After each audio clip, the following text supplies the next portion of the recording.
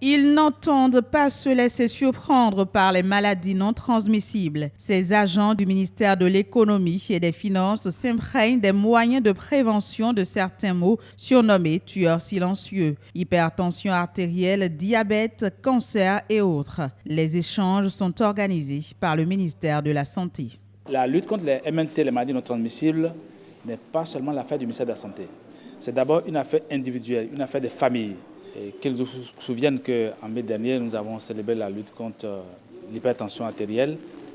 Et dans ce cadre, nous avons voulu sensibiliser un certain nombre d'acteurs clés. Pour l'hypertension artérielle, une personne sur 4 en souffre. Le diabète, une personne sur 8 souffre du diabète.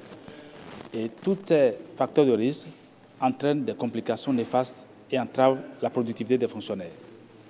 Nous avons voulu passer ce soir au ministère des Finances, sensibiliser le personnel sur ces facteurs de risque. Il y a des facteurs de risque liés au comportement, il y a des facteurs de risque qui sont biologiques.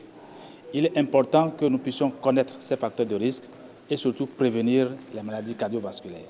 Selon l'Organisation mondiale de la santé OMS, les maladies non transmissibles sont les premières causes de décès dans le monde. Elles sont une 50aine au total. Les plus récurrentes sont les maladies cardiovasculaires, le diabète, le cancer et les maladies respiratoires chroniques. La finalité, c'est que tout le monde, tous les acteurs, toutes les personnes puissent comprendre que les maladies non transmissibles sont une préoccupation majeure dans notre pays. Nous avons des sujets de moins de 30 ans qui sont hypertendus. Nous avons des sujets de moins de 40 ans qui ont déjà des cancers. Donc, nous avons des enfants qui ont des cancers. Et pour éviter ces différentes maladies non transmissibles, c'est la prévention, c'est le comportement. Aujourd'hui, la tolérance est zéro pour l'alcool. Même pris à quelques millilitres, ça pose des problèmes. Le tabac, ça pose des problèmes. La sensibilisation ne se limite pas au discours. Il est prévu pour chaque participant un dépistage, car la prévention des maladies reste le plus important.